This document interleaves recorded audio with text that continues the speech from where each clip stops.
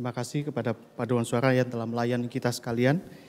Mari sama-sama kita siapkan hati kita akan mendengarkan pemberitaan firman Tuhan. Mari kita berdoa. Bapa di dalam surga, kami bersyukur kepadamu.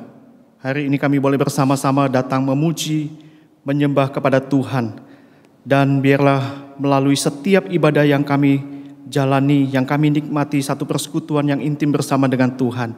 Sungguh membawa kami makin bertumbuh, kami menjadi murid Kristus yang sejati, yang terus mengalami transformasi di dalam Engkau ya Tuhan. Kami akan mendengarkan pemberitaan firman Tuhan, biarlah Engkau sendiri yang menguasai hati dan pikiran kami. Engkau sendiri yang berbicara secara pribadi kepada setiap kami melalui firman yang akan kami dengarkan. Terpujilah namamu. Dengan seluruh doa kami yang kami panjatkan hanya di dalam nama Tuhan Yesus, kami berdoa dan mengucap syukur. Amin. Bapak Ibu yang dikasihi oleh Tuhan, ada sepasang suami istri yang telah menikah 20 tahun lebih. Dan di dalam pernikahan mereka terlalu banyak lika-liku yang mereka hadapi. Dan sepasang suami istri ini datang kepada sang pendeta karena mereka sedang mengalami satu pergumulan yang tidak mudah. Karena mereka akan merencanakan sebuah perceraian. Lalu mereka menghadap kepada sang gembala dan mereka menceritakan apa yang menjadi pergumulan mereka. Lalu sang istri mulai berkomentar kepada suaminya di hadapan sang pendeta tersebut. Dia mengatakan bahwa sang suaminya itu tidak mempunyai waktu dan bahkan sudah tidak memperhatikan dia.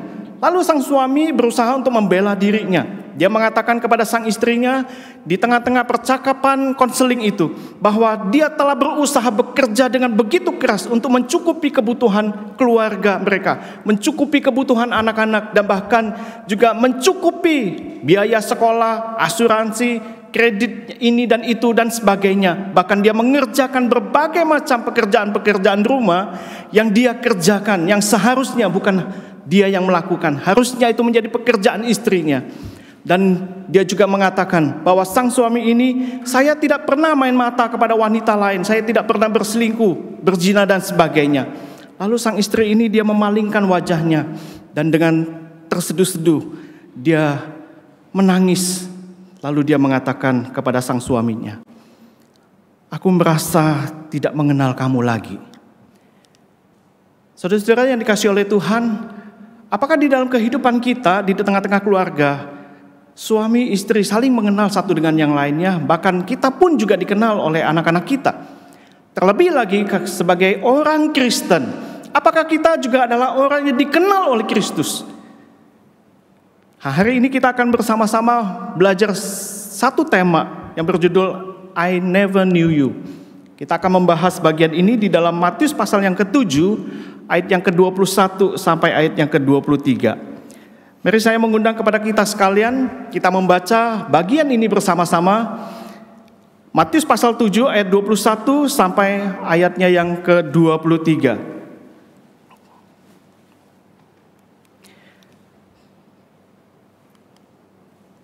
Kita baca bersama-sama bagian ini.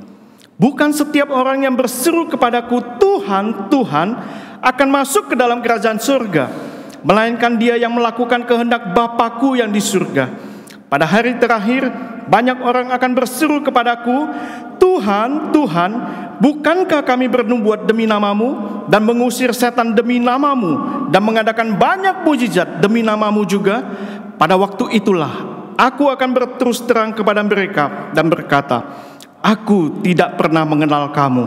Enyahlah daripadaku kamu sekalian pembuat kejahatan. Di dalam khotbah di bukit ini memberikan satu kontras yang sangat jelas sekali.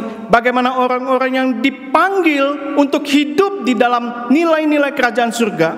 Dan bagaimana orang yang dipanggil menurut nilai-nilai kerajaan dunia ini. Sehingga di khotbah di bukit ini kita membayangkan satu rangkaian yang begitu panjang yang sudah kita bahas. Di dalam pasal yang ke-5, pasal yang ke-6 sampai masuk ke dalam pasal yang ke-7. Yang menjadi satu rangkaian yang utuh. Para pendengar pada waktu itu mereka mengikuti Tuhan Yesus ke atas bukit dan mendengarkan pengajaran Tuhan Yesus. Pengajaran di dalam pasal 5, pengajaran yang di dalam pasal 6. Terus mereka memperhatikan dengan seksama.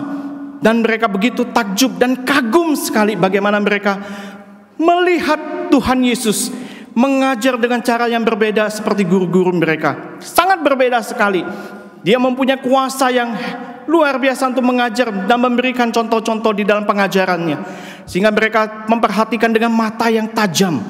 Mereka duduk berjam-jam, memperhatikan dengan telinga, mendengar itu dengan seksama, dengan baik-baik. Dari yang muda sampai yang tua. Mereka mengikuti dengan seksama, dengan teliti, dan memperhatikan dengan sungguh-sungguh. Dan sedang menantikan apa yang akan Tuhan Yesus ajarkan lagi di dalam pengajarannya itu. Maka masuk di dalam pasal yang ke-7 ini, Tuhan Yesus sampai kepada satu kesimpulan yang akan menjadi penutup di dalam pengajarannya, di dalam khotbah di bukit ini. Di mana dia mau meminta kepada para pengikutnya untuk membuat sebuah keputusan. Apakah mereka akan mengikut Yesus dengan sungguh-sungguh, atau mereka akan menjadi penolak atau menjadi penghalang daripada Tuhan Yesus. Ini adalah sebuah pilihan yang harus mereka pilih.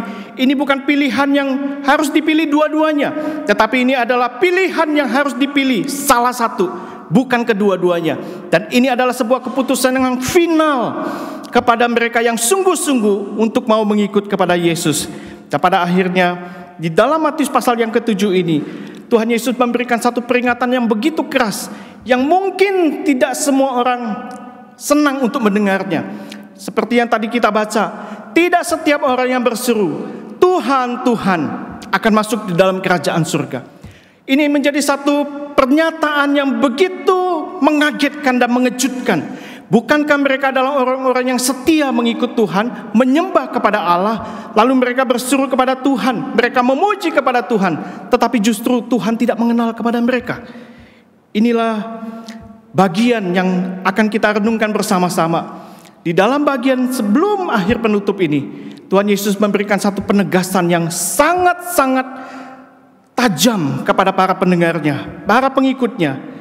Bukan soal bagaimana kita mengenal kepada Tuhan dengan tingkatan tertentu, tetapi bagaimana Tuhan mengenal kita. Ini adalah poin yang Tuhan ingin berikan kepada kita, supaya kita belajar seperti apa yang dikatakan oleh Rasul Paulus di dalam 1 Korintus pasal 8 ayatnya yang ketiga. Di situ dia mengatakan, barang siapa mengasihi Allah, dikenal oleh Allah. Khotbah di bukit merupakan sebuah gambaran bagaimana Allah begitu mengasihi umatnya. Tuhan itu digambarkan seperti gembala yang menggembalakan domba-dombanya. Dia tahu siapa domba-dombanya. Maka di dalam bagian ini ada satu pertanyaan yang begitu banyak di dalam benak saya sebenarnya. Bagaimana mungkin orang yang dulunya belum percaya, belum kenal Tuhan, kemudian mereka mengenal Tuhan, dan mereka sungguh-sungguh melayani Tuhan, berseru kepada Tuhan, lalu tiba-tiba mereka tidak dikenal oleh Tuhan. Maka ini persis seperti apa yang terjadi kepada jemaat Galatia. Di dalam Galatia pasal yang keempat, ayat 8 sampai yang ke-9, di situ Paulus mengatakan begini kepada jemaat di Galatia.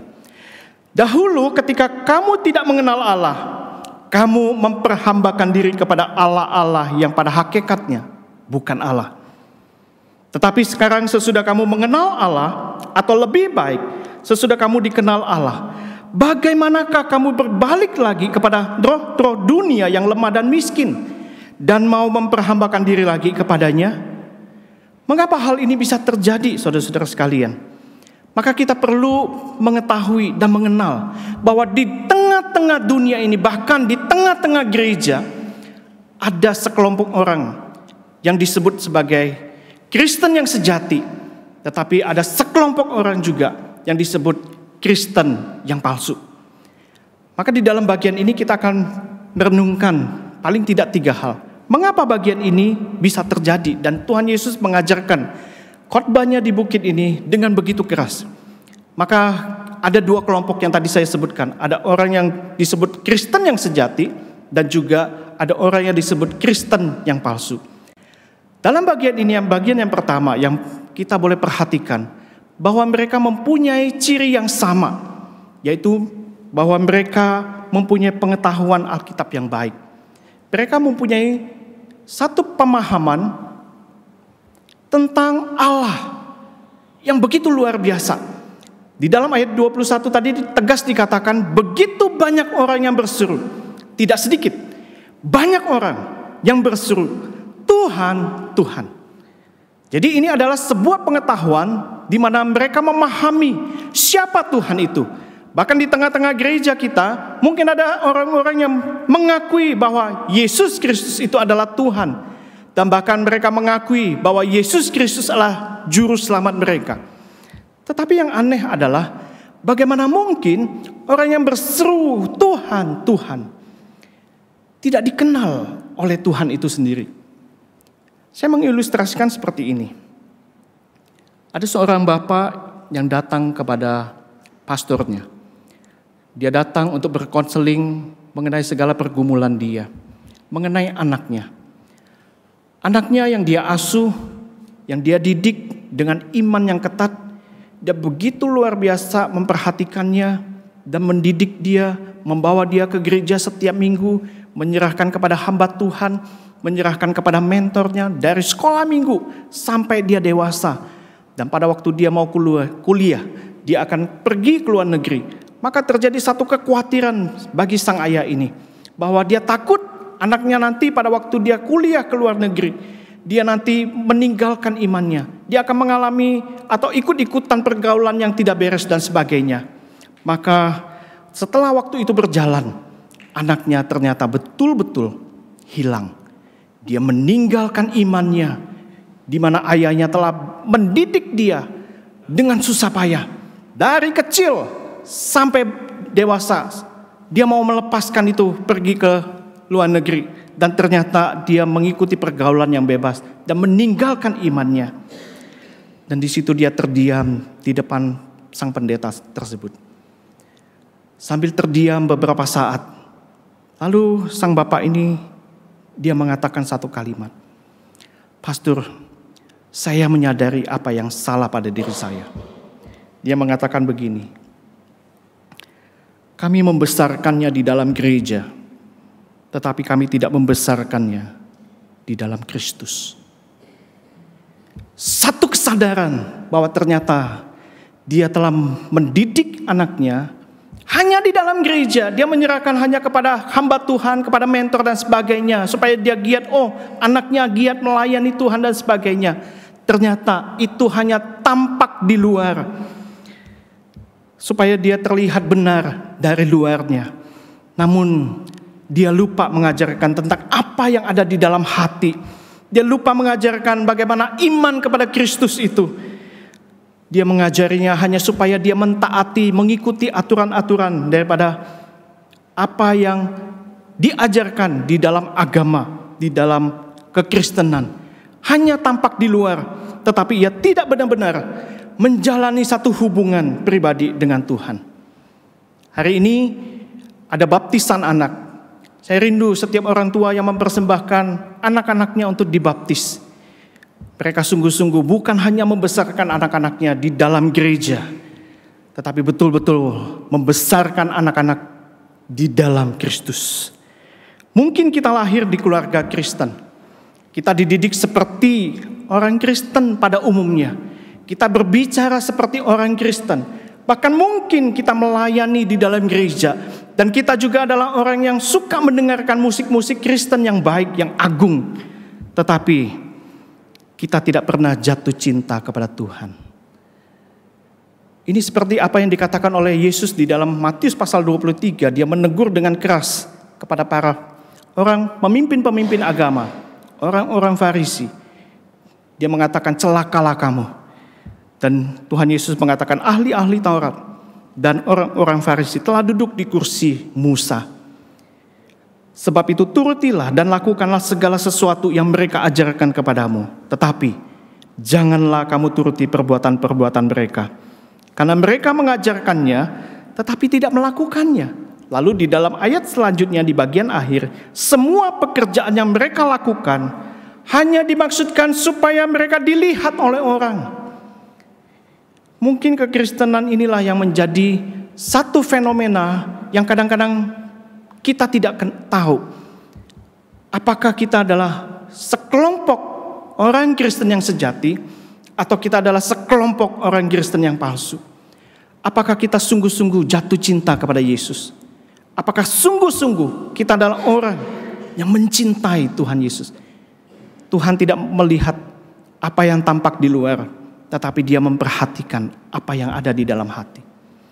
Punya pengetahuan Alkitab yang begitu baik tidak menentukan bahwa orang itu mencintai Tuhan Yesus. Maka ini menjadi satu tanda yang pertama. Setiap orang Kristen, baik yang sejati maupun yang palsu, mungkin punya pengetahuan Alkitab yang baik, tetapi yang membedakan adalah apakah dia sungguh-sungguh mencintai Kristus.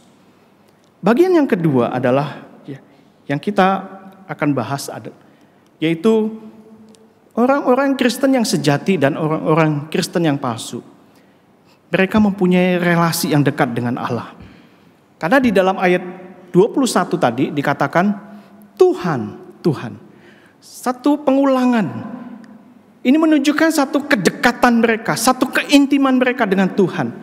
Seperti pada waktu Tuhan Yesus disalibkan, Dia mengatakan, Allahku, Allahku, mengapa engkau meninggalkan aku?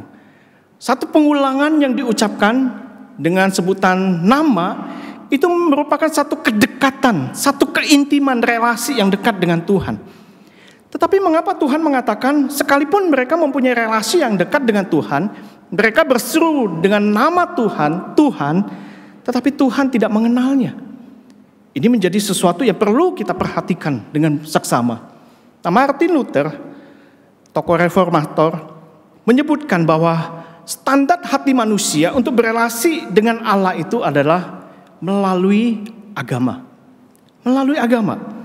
Sehingga dengan agama, seseorang itu akan mengikuti Allah yang dia sembah, dia mengikuti kehendaknya, dia melakukan apa yang diperintahkan menurut hukum-hukum Allah, dan akan menjadi sangat rohani dan bermoral tinggi. Sehingga orang-orang yang menganggap dirinya beragama, maka agama itu dianggap sebagai penolong. Tuhan itu sebagai penolong, sebagai guru, sebagai teladan bagi mereka. Sehingga mereka mengandalkan moral sebagai juru selamat mereka. Mereka berusaha mengandalkan dan memegang kendali hidup mereka sendiri dengan melihat sesuatu di luar Allah sebagai sumber keselamatan mereka.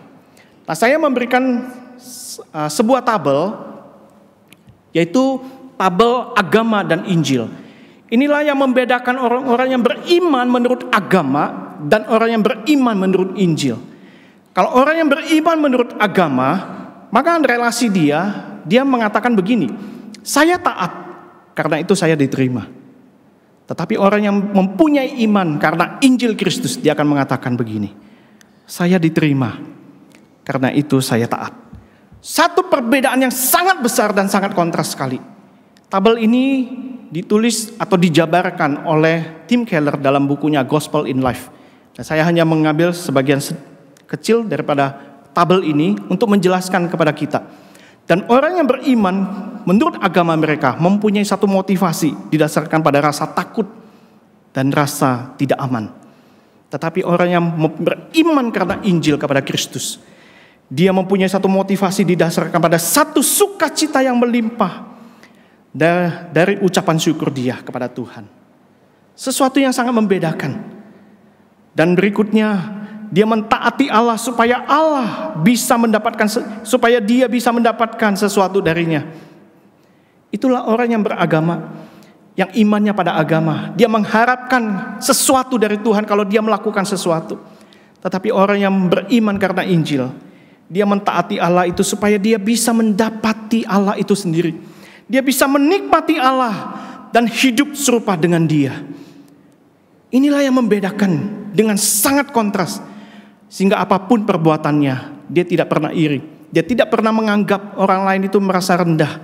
Itulah orang-orang yang mempunyai relasi dengan Tuhan, seturut dengan imannya kepada Kristus. Bukan imannya berdasarkan legalistik yang menuruti aturan-aturan agama. Saudara-saudara yang dikasihi oleh Tuhan, mengapa orang yang menganggap mempunyai relasi dengan Tuhan, tapi tidak dikenal oleh Tuhan itu sendiri? Nah, satu ketika ada tuan rumah yang hendak pergi beberapa bulan dan dia pergi keluar kota, lalu dia mempercayakan perawatan rumahnya itu kepada orang yang dia tunjuk. Sebelum dia pergi, dia menuliskan begitu detail apa yang harus orang tersebut kerjakan di dalam rumahnya selama dia tidak ada di rumah. Dia menuliskan berlembar-lembar, mungkin ada sekitar 15 lembar dengan detail sekali, supaya orang yang mengerjakan tugas itu bisa dengan teliti dan mengerjakan dengan seksama. Lalu dia katakan, dia menulis di situ, kapan harus menyiram bunga, pada pagi hari jam berapa, sore jam berapa. Kalau tumbuhan liar, maka dia itu harus dipotong. Kapan mengisi air, kapan membuang sampah, kapan memberikan makanan kepada kucing dan anjing, berapa takarannya. Semua ditulis dengan teliti oleh sang tuan ini. Dan dia menyerahkan itu kepada orang yang dipercayakan untuk mengerjakan pekerjaan rumah. Setelah beberapa bulan, sang tuan ini kembali ke rumah. Setelah dia kembali ke rumah, dia begitu kaget sekali. Kenapa? Tanaman yang dia pelihara layu semuanya. Lalu dia pergi ke belakang. Di situ ada seonggok tanah yang timbul. Ternyata itu adalah kuburan kucingnya yang telah mati. Lalu dia melihat lagi, WC-nya begitu kotor. Lalu dia memanggil yang menjaga itu. Apa yang kamu kerjakan? Lalu sang penjaga ini yang bertugas itu, dia dengan yakin, Tuhan, saya sudah mengerjakan itu dengan sungguh-sungguh. Saya sudah membaca buku itu setiap malam dengan teliti. Apa yang harus saya kerjakan? Mendengar pernyataan daripada petugas yang menjaga dan merawat rumah sang tuan itu, kira-kira apa tanggapan kita? Apakah kita mempercayai orang yang berkata seperti itu, bahwa dia telah membaca dengan teliti, melakukannya dengan seksama? Mungkin kita tidak akan percaya sepenuhnya. Demikian juga kita sebagai orang Kristen. Kita mungkin mengatakan kepada Tuhan, Tuhan, saya sudah mengikuti ibadah setiap minggu. Saya sudah melayani Tuhan. Saya sudah berdoa setiap hari. Saya sudah membaca Alkitab setiap hari. Tetapi Tuhan mengatakan, aku tidak mengenal engkau. Itu adalah satu kalimat yang sangat menyakitkan dan menusuk hati kita. Oleh sebab itu, di dalam Yakobus pasal yang kedua, ayat yang ke-14, Yakobus dengan tepat dia mengatakan, apakah gunanya saudara-saudaraku, jika seseorang mengatakan bahwa ia mempunyai iman, padahal ia tidak mempunyai perbuatan? Dapatkah iman itu menyelamatkan dia? Lalu Yakobus menyimpulkan di dalam ayatnya yang ke-17, dia mengatakan begini, jika iman itu tidak disertai perbuatan, maka iman itu pada hakikatnya adalah mati. Saudara-saudara yang dikasihi oleh Tuhan, bagaimana relasi kita bersama dengan Tuhan hari ini? Apakah Tuhan sungguh-sungguh mengenal kita pada waktu kita berelasi dengan Dia? Ataukah kita hanya sekedar menjalankan rutinitas kita? Atau kita ingat, oh ya hari ini saya lupa doa, saya doa dulu deh. Oh ya hari ini saya lupa baca Alkitab, saya baca Alkitab dulu. Biarlah kita terus membangun relasi kita dengan Tuhan dengan satu kesungguhan. Dan mengingat akan segala kebaikan Tuhan.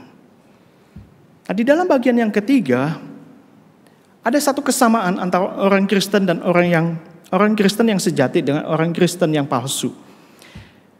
Bahwa mereka mempunyai keaktifan di dalam melayani pekerjaan Tuhan. Di dalam ayat 21 ini, sungguh-sungguh mereka mengatakan Tuhan, Tuhan. Tuhan, mereka mengenal. Lalu di dalam ayat yang ke-22, mereka mengklaim diri mereka bahwa mereka melayani Tuhan dan membuktikan dan menunjukkan apa yang telah mereka hasilkan. Mereka bernubuat demi nama Tuhan. Mereka mengusir nama setan demi nama Tuhan. Dan bahkan mereka melakukan begitu banyak mujizat demi nama Tuhan. Mereka bahkan melakukan pelayanan-pelayanan di dalam nama Tuhan dengan begitu luar biasa, dengan begitu spektakuler. Bahkan mungkin di dalam pelayanan yang mereka lakukan, tidak sedikit orang-orang tersebut datang percaya kepada Kristus. Namun pertanyaannya adalah, mengapa Tuhan tidak mengenal mereka? Di dalam pelayanan kita, kehidupan kita di dalam gereja, mungkin mereka adalah orang-orang yang secara aktif melayani, memberi diri mereka begitu antusias, menjadi orang yang berada di barisan paling depan. Mereka siap dipakai kapanpun, melayani, memberitakan Injil. Mereka melayani baik di belakang mimbar, di depan mimbar. Bahkan mereka dalam tanda kutip boleh dikatakan sebagai church keeper. penjaga gereja. Tetapi apakah sungguh-sungguh Tuhan mengenal mereka? Saudara-saudara yang dikasihi oleh Tuhan, seorang petenis yang sangat terkenal yang bernama Andre Agassi. Dia petenis yang sangat dikenal di tahun 1900-an. Selama panjang perjalanan karirnya, 20 tahun, dari 1986 sampai 2006, dia telah memenangkan 8 kali pertandingan bergengsi Grand Slam. Dan di situ di dalam kemenangan-kemenangan yang dia raih, dia menjadi petenis yang begitu luar biasa dikenal, dan boleh dikatakan bahwa Andre Agassi adalah petenis terbaik dunia sepanjang masa. Namun beberapa waktu yang lalu, Andre Agassi menuliskan sebuah buku autobiografinya yang berjudul Open. Di situ dia membongkar rahasia kehidupan dia. Apa yang dia tulis? Dia mengatakan begini, bahwa dia benar-benar tidak menyukai apa yang namanya olahraga tenis. Dia sungguh-sungguh sangat tidak menyukai olahraga tenis. Memang sejak kecil, sejak usia 7 tahun, dia dididik oleh ayahnya dengan begitu keras, supaya kelak dia akan menjadi petenis nomor 1 dunia. Dan Andre Agassi mengerjakan apa yang dikatakan oleh orang tuanya. Dia berlatih dengan begitu keras. Dia berusaha melakukan apa yang diajarkan oleh ayahnya untuk menjadi petenis nomor 1 dunia. Namun dalam kehidupannya dia mengatakan begini, aku tidak pernah memilih kehidupan ini. Sungguh sangat mengejutkan. Di luar kita tidak akan menduga bahwa Andre Agassi adalah orang yang tidak menyukai tenis. Padahal kalau kita melihat dia ini adalah petenis yang luar biasa. Tetapi kita tidak akan menduga-duga setelah dia membongkar kehidupannya bahwa dia benar-benar tidak mencintai tenis. Padahal dia banyak menghabiskan waktu untuk latihan, dia berjuang, bahkan dia memenangkan kejuaraan bergengsi, namun ternyata ia hanya mengenakan topeng. Dia tidak pernah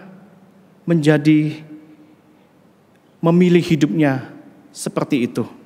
Sehingga akibatnya tidak ada kecintaan dia terhadap tenis. Nah, ini persis seperti apa yang kita alami. Ini persis dengan kita yang tidak pernah memilih Yesus. Kekristenan mungkin hanya sekedar diwariskan dari orang tua kepada kita, dari kita kepada anak-anak kita. Dan itu kita lakukan secara otomatis. Atau bahkan mungkin kita menampilkan kinerja pelayanan kita yang mengagumkan, mengesankan. Itu baik.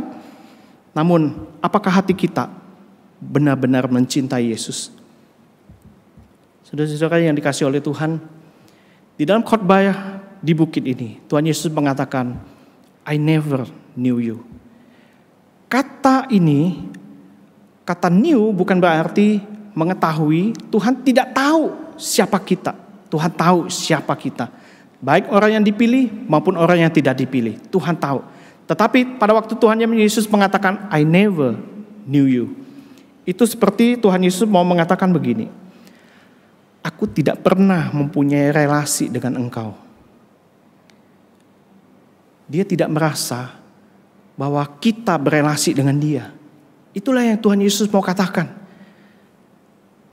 Karena orang-orang yang mau mengikut Yesus, seharusnya mereka melakukan kehendak Bapa di surga. Nah, di tengah-tengah kita sebagai orang Kristen, kita diperhadapkan dengan sebuah tarikan. Satu sisi kita berusaha untuk melakukan kehendak Bapa, tetapi di sisi lain kita berusaha untuk melakukan apa yang menjadi kehendak kita. Kita kadang-kadang lupa bagaimana melakukan firman kehendak Tuhan itu. Padahal kehendak Tuhan ada di dalam firman-Nya. Dan kita lebih banyak melakukan apa yang bukan menjadi keinginan Tuhan, kehendak Tuhan. Sehingga inilah menjadi sebuah paradoks yang perlu kita perhatikan dengan seksama. Apakah kita sungguh-sungguh melakukan kehendak Bapa, mencintai Dia dengan sepenuh hati kita. Perkataan Tuhan Yesus ini bukan sebagai sebuah teguran, tetapi perkataan ini mengandung sebuah penghakiman bagi setiap orang yang tidak sungguh-sungguh mengikuti Yesus. Oleh sebab itu, Yesus tidak mengharapkan pengikutnya itu menjadi sempurna. Tetapi ia memanggil kita untuk menjadi otentik. Di dalam ayatnya yang ke-22 tadi, bukan soal berapa banyak yang kita kerjakan. Kalau saya memperhatikan di dalam ayat yang ke-22, saya juga begitu bingung. Kalau orang yang begitu hebat, mereka bernubuat demi nama Tuhan, mengusir setan demi nama Tuhan, melakukan begitu banyak mujizat, tidak bisa masuk ke dalam kerajaan surga. Apalagi saya, yang tidak punya apa-apanya, yang tidak punya kuasa untuk melakukan mujizat, belum pernah mengusir setan, tidak mempunyai satu pelayanan yang begitu spektakuler. Tetapi poin yang Tuhan Yesus mau katakan di bagian ini adalah bukan seberapa besar perbuatan yang kita lakukan, bukan prestasi berapa banyak yang akan kita raih bagi kerajaan Allah, tetapi yang paling penting adalah satu relasi pribadi dengan Yesus. Maka di situ kita akan mengenal Dia dan kita dikenal oleh Kristus itu sendiri. Mengakhiri daripada khotbah di bukit ini, biarlah kita boleh sama-sama dengan kerendahan hati kita boleh sungguh-sungguh meminta kepada Tuhan, berdoa, memohon supaya kita menjalankan kehendak Bapa di surga ini dengan pertolongan Roh Kudus. Apakah yang kita lakukan di dalam kehidupan kita sebagai orang percaya sungguh-sungguh mempunyai pengetahuan yang baik tentang Tuhan, tentang Alkitab, itu baik sekali. Menjalin relasi dengan Tuhan itu baik, dan bahkan melayani Tuhan itu sangat baik. Tetapi yang Tuhan tuntut adalah biarlah kita mempunyai satu relasi kedekatan yang sungguh-sungguh mencintai Dia, mengasihi Dia dengan sepenuh hati kita. Kehendak Allah kita jalankan, bukan semangat yang kita lakukan itu dengan semangat legalitas, bukan. Dan juga bukan jangan kita melakukan karena melihat anugerah Tuhan yang begitu limpah, maka kita hidup dengan sembarangan. Tidak juga. Tetapi dengan satu kesungguhan, hati yang hormat dan takut kepada Tuhan, kita boleh melakukannya dengan satu kesungguhan bahwa Tuhan, aku sungguh-sungguh mencintai dan mengasihi Engkau. Amin. Sebelum kita berdoa, saya mau mengajak kepada kita untuk merefleksikan keberadaan kita masing-masing di hadapan Tuhan. Ada 3 pertanyaan yang ingin saya ajukan kepada kita sekalian. Dan biarlah 3 pertanyaan refleksi ini kita bawa bukan hanya di hari ini, tetapi sepanjang minggu ini kita bawa firman Tuhan dan kita renungkan. Kita berefleksi secara pribadi bersama dengan Tuhan. Mungkin kita juga bisa sharingkan itu di dalam kelompok-kelompok kecil kita. Pertanyaan yang pertama, apakah Yesus sungguh-sungguh mengenal aku? Lalu pertanyaan yang kedua, apakah Anda hanya tahu tentang Yesus? Atau apakah Anda sungguh-sungguh mengenal Yesus? Lalu pertanyaan yang ketiga, apakah Yesus menjadi salah satu atau satu-satunya dalam hidup Anda? Mari kita berdoa bersama-sama.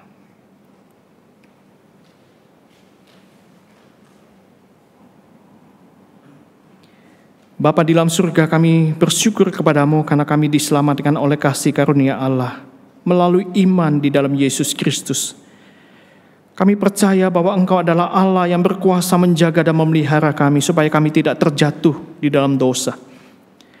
Dan kami bersyukur ya Tuhan bahwa tidak ada yang dapat memisahkan kami daripada kasih Allah. Namun kami juga percaya bahwa Alkitab dengan begitu jelas mengajarkan kepada kami bahwa ada orang-orang yang merasa diselamatkan, namun ternyata tidak. Ada orang-orang yang menjalankan kehidupan mereka dengan jaminan keselamatan yang palsu. Dan mereka menganggap diri mereka sebagai pengikut Yesus. Namun pada akhirnya, ternyata mereka tidak dikenal oleh Engkau.